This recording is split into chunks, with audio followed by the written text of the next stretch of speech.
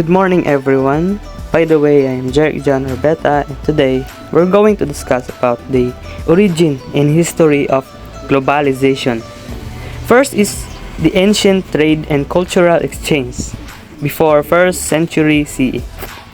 So sa 2000 BCE hanggang 1000 BCE, early trade networks developed between civilization like Mesopotamia and the Indus Valley and Egypt, facilitating the exchange of goods such as spice, textiles, and metals.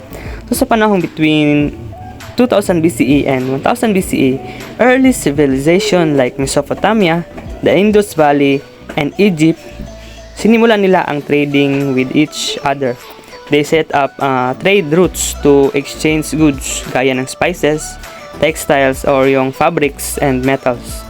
This helped them share resources they didn't have locally and connect with other cultures. Sunod naman ay ang noong 8th century BCE. The Silk Road emerges, linking China, Central Asia, India, Persia, and Europe, creating the first significant trade and cultural exchange route. Sabi dito na noong 8th century BCE, ang Silk Road began as a major trade route connecting China with Central Asia, India, Persia, at Europe. Ito ay isa sa pinakaunang importanteng paths for trading, especially silk, and also for sharing ideas, culture, and inventions between these regions. This helped different civilizations learn from each other and grow. Sunod naman ay noong 500 BCE hanggang 200 CE.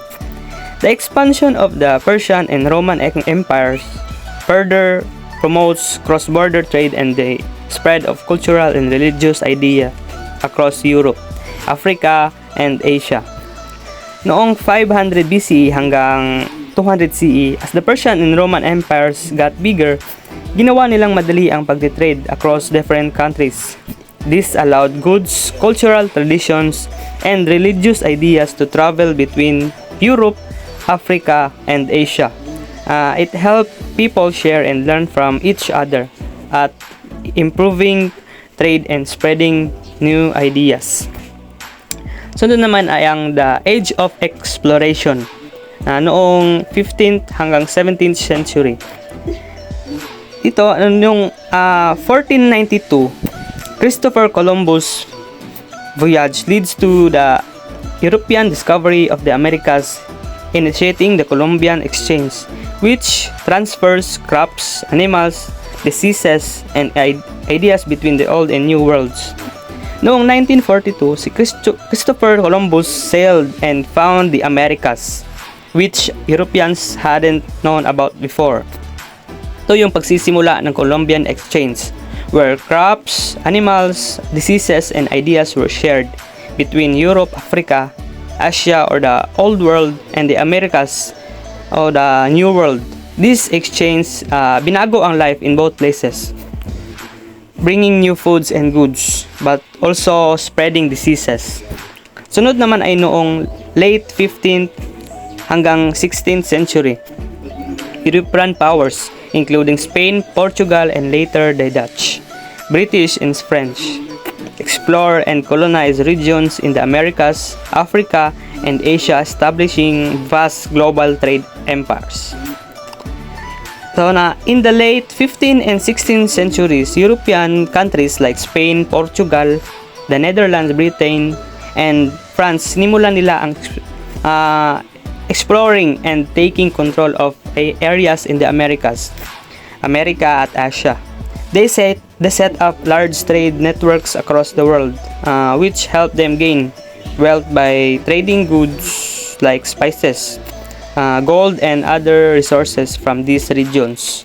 This created powerful global trade empires at nangyari ito in the late 15th and 16th centuries. Sunod naman ay noong 16th century, the triangular trade begins, connecting Europe, Africa, and the Americas in system trading slaves, such raw materials and manufactured goods. Noong 16th century, yung tinatawag natin na triangular trade started, linking Europe, Africa, and Americas. Ship from Europe would take manufactured good to Africa, trade them to enslaved people. Sa panahon ito, uso yung slavery. Then transport the enslaved people to the Americas. In the Americas, these enslaved people worked to produce raw materials like sugar and cotton, which were sent back to Europe to be made into goods, completing the trade cycle. So ganito yung nangyari noong 16th century. Ito yung pamamaraan nila sa pagkokonekta sa mga nasabing bansa. Good day everyone, my name is Jovan Marxi Marikit and let's continue our discussion. The Industrial Revolution and Imperialism from 18th to 19th century. So from 1760s to 1840s, the Industrial Revolution begins in Britain and spreads to Europe and North America, leading to mass production, urbanization, and the need for more raw materials, which accelerates global trade. So sa mga panahon na to, as naging mataas yung demand ng raw materials, at dahil naging mataas ang demand ng raw materials, ay kinakailangan ng mga tao ng mas pina-improve na technology sa pag-produce ng mga materyales. So dahil sa pagpapaganda ng kanilang technology, ay nagkaroon na sila ng mga chance na mapalawak ang kanilang production sa iba't ibang sulok ng mundo. So yun yung naging focus sa 1760s to 1840s. Now let's go to the 19th century. The expansion of European imperialism establishes a global economic system where colonies supply raw materials to European powers, further integrating economies. So, in this era naman, ay naging mas malawak na yung European imperialism, At dahil naging malawak na yung European imperialism, ay nakakakuha na sila ng mga teritoryo. Yung mga teritoryo na yun ay ginamit nila sa pag-produce ng mga iba't ibang materyales, sa pag-supply, So, yun yung naging dahilan na mas naging maganda yung economic nila, So now let's go to late 18th. Steam ships, railroads, and telegraph networks improved communication and transportation, allowing for more efficient global commerce. So in this era ay mas pinaganda nila ang kanilang transportasyon, sa paggawa nila ng mga iba't ibang materyales, ay pinaganda din nila ang kanilang uri ng transportasyon na nakatulong sila sa kanila ng malaki na makapag-produce ng mga materyales sa iba't ibang sulok ng mundo. So yun yung naging focus sa late 80s. Now let's go to our next topic, which is the globalization and the early 20th century.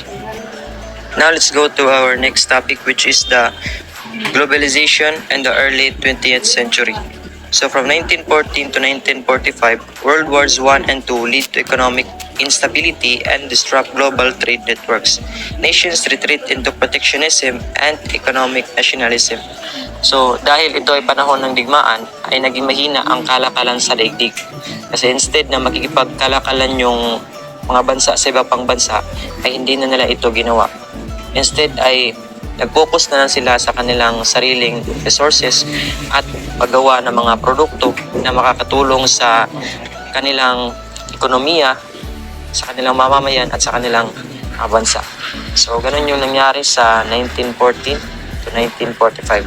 Now let's go to 1944. The creation of Bretton Woods system established the International Monetary Fund (IMF) and World Bank to promote global financial stability and rebuild economies after World War II.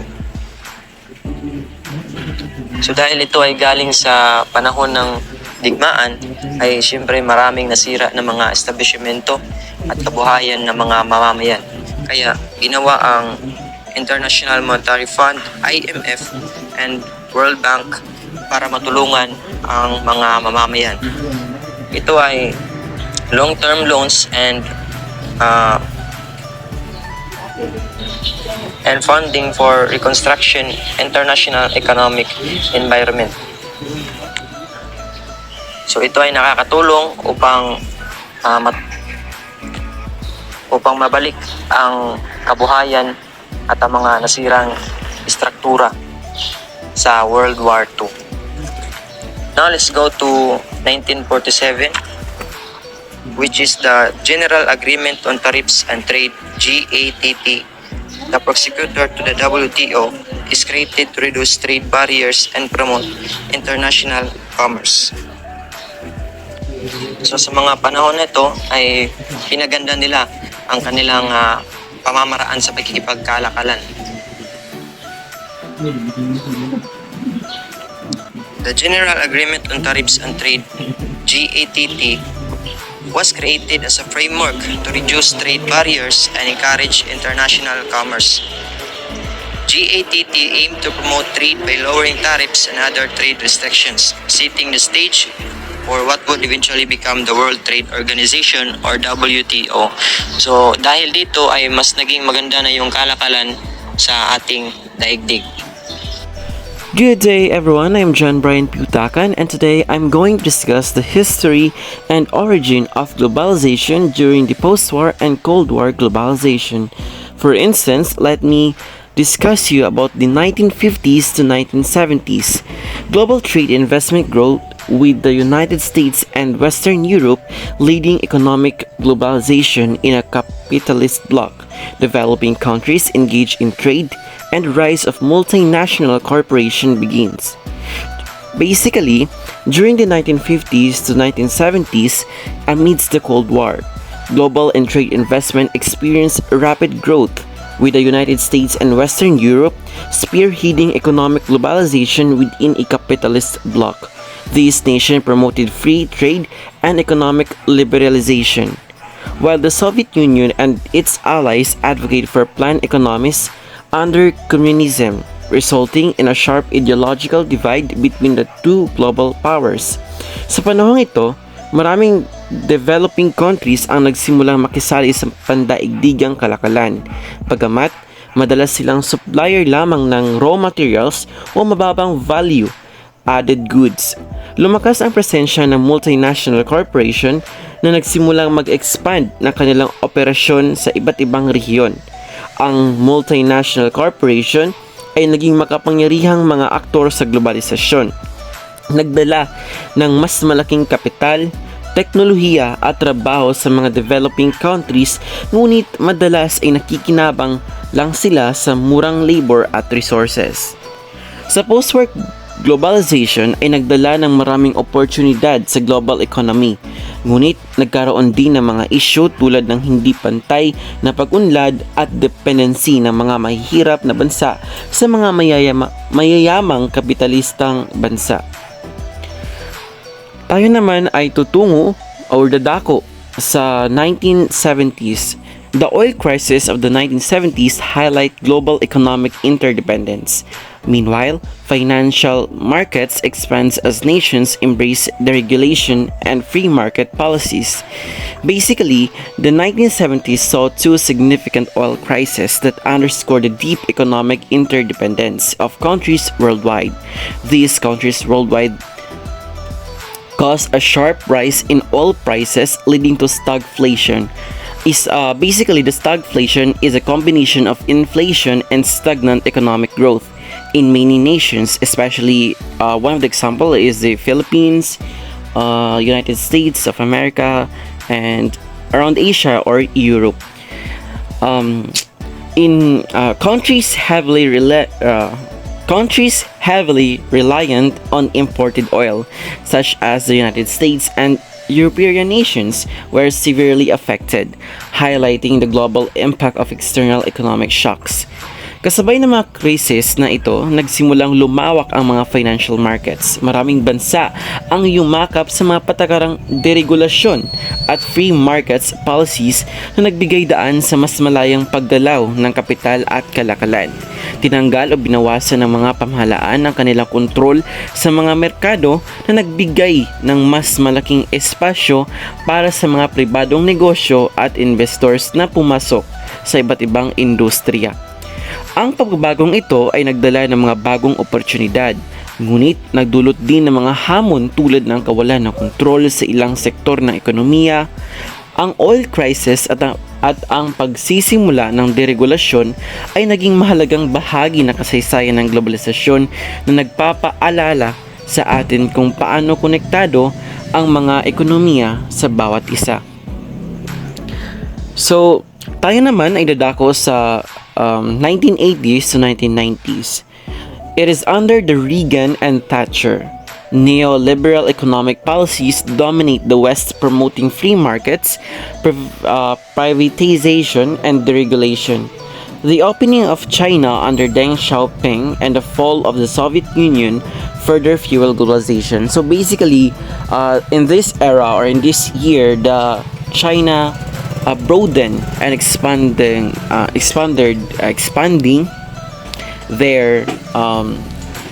their businesses towards globalization.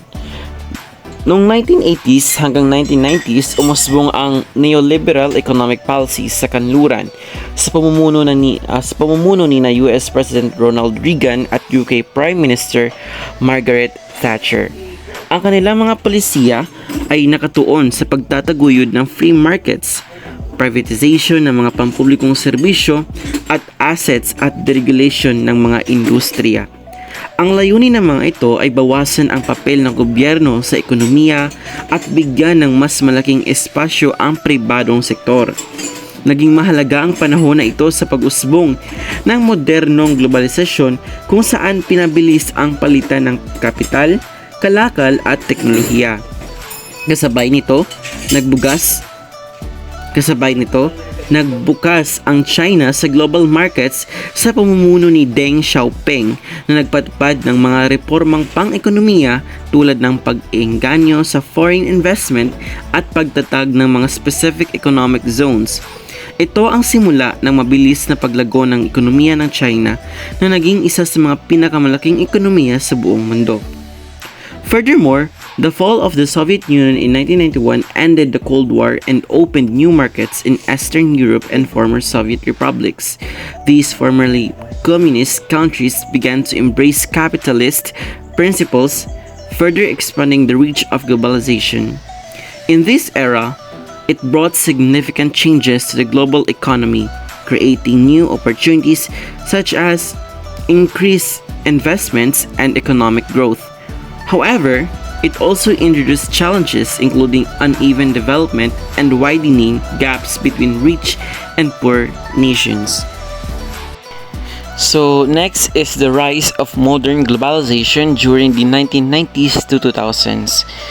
Well, basically, in 1990s, the fall of the Soviet Union ends the Cold War, leading to greater integration of former communist countries into global capitalist system.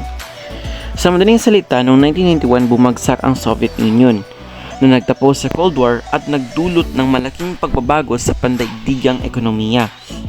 Ang pagbagsak ng komunismo sa Eastern Europe at mga dating Soviet republics ay nagbukas ng daan para sa mga bansang ito na magsimula ng transisyon patungo sa kapitalismo.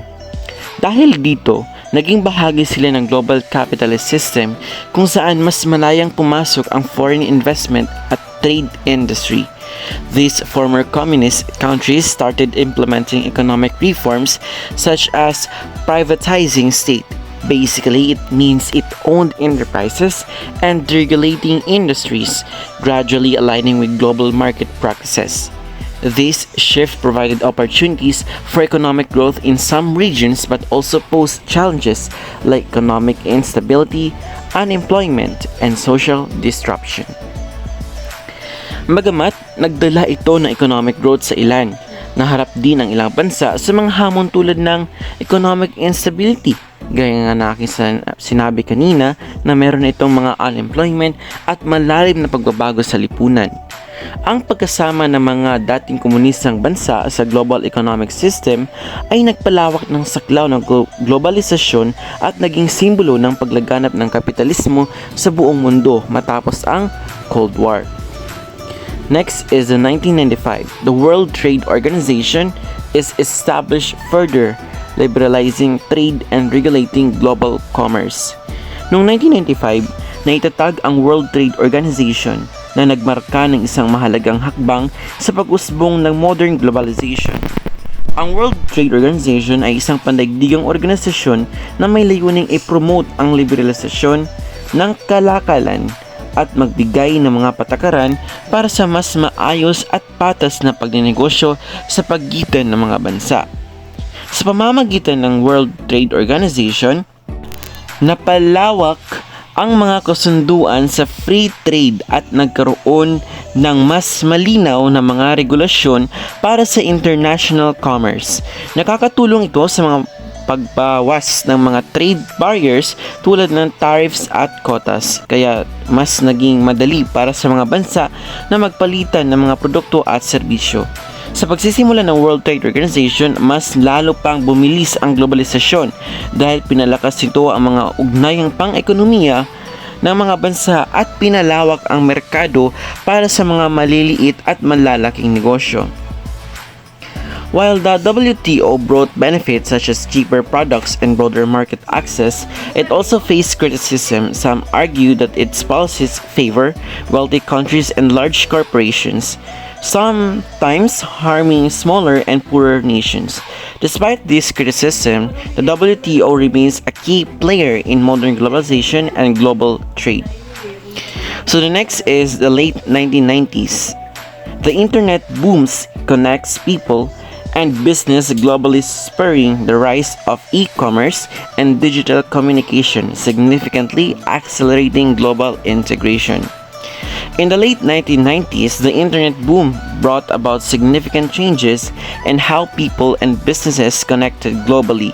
The rapid growth of the internet enabled easier communication and information exchange across different countries. It also paved the way for the rise of e-commerce, allowing business to sell their products and services online, such as Lazada and Shopee, reaching not just local markets but global ones as well. Ang digital communication tulad ng email at instant messaging ay nagpadali sa pagkipag-ugnayan ng mga kumpanya na nagresulta sa mas mabilis at mas efficient na negosyo. Ang mga transaksyon at pagkikipagkalakalan sa iba't ibang parte ng mundo ay naging mas madali dahil sa mga online platforms at digital tools. Bilang resulta, mas bumilis ang global integration at nagkaroon ng mas malawak na koneksyon sa pagitan ng mga ekonomiya. Bagamat nagdala ng maraming benepisyo ang internet boom tulad ng mas maraming oportunidad para sa mga negosyo at mas malawak na akses sa impormasyon.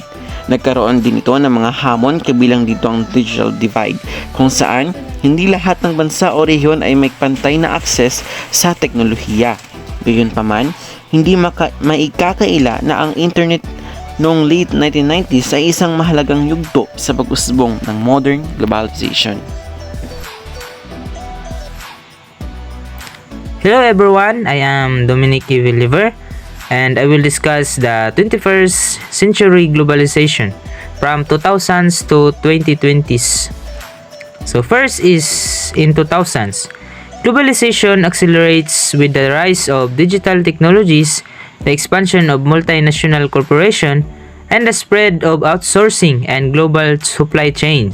China continues to rise as a major global economic player. So the 2000s was an important decade for globalization. In this period, the rise of digital technologies such as the internet and mobile communications has greatly enhanced global connectivity and information exchange. Sa panahon ding ito, mabilis ang paglago ng ekonomiya dahil sa pagsama ng bansang China sa pangdaigdigang pamilihan na itinampok ng pagpasok nito sa World Trade Organization noong taong 2001. Binago nito ang mga industriya, merkado ng paggawa at ekonomiya sa buong mundo. Next is in the year 2008.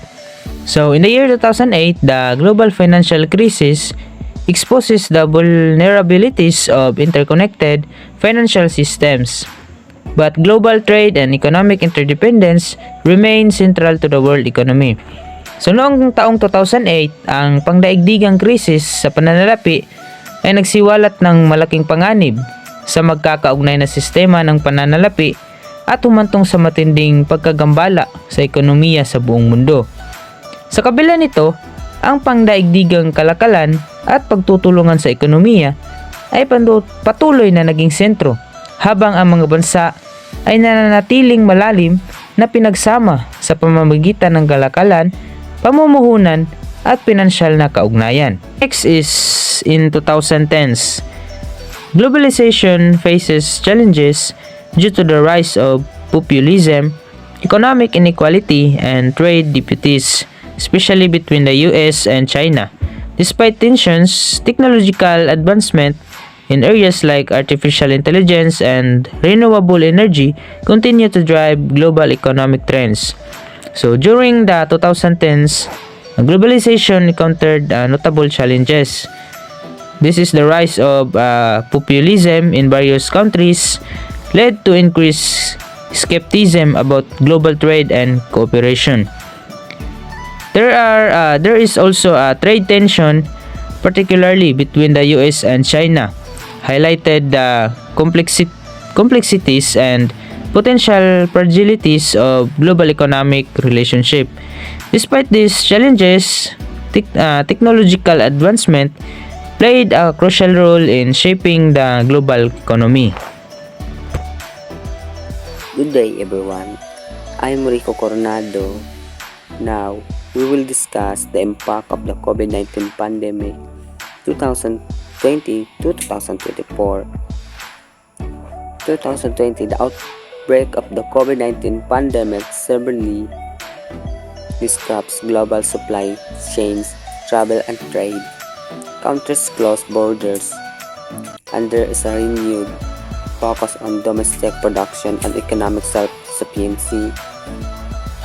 In year 2020, the pandemic of COVID-19 ay nagdudulot ng malaking pangamba sa mga supply chain, paglalakbay at kalakalan, dahilan upang magtuon ng mga bansa sa domestic production at economic self-sufficiency. Here we are in the year 2021-2023. The global economy begins to recover from the pandemic, but ongoing disruptions and geopolitical tensions, such as the Russia-Ukraine war, challenge the future of the globalization. Here at 21 and 2023, bumangon ang pandaigdigang economy mula sa pandemic, ngunit patuloy na hinahamon ng mga krisis gaya ng Russia-Ukraine war ang hinaharap ng globalisasyon.